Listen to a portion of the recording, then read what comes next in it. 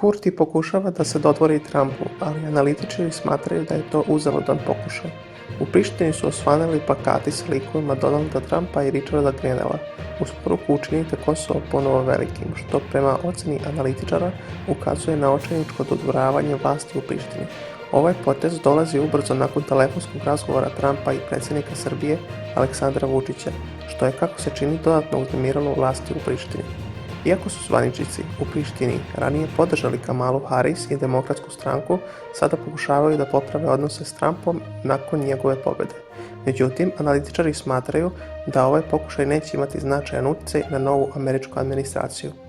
Milovan Božinović, bivši ambasador u Nemačkoj, ističe da Kurtijeva administracija previše očigledno favorizuje demokrate, što ih je sada dovelo u nezgodnu poziciju. On smatra da plakati predstavljaju naivan pokušaj da se pridobije naklonost nove američke vlasti, ali da će to biti uzalud.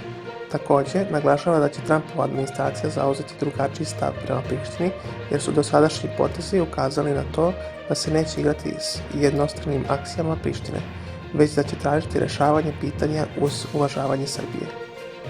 Politički analitičar Dejan Miletić smatra da Priština pokušava da ublaži negativne reakcije koje su usledile nakon promjene američkog rukovodstva i da to neće promijeniti stavove u Vašingtonu prema Kosovu.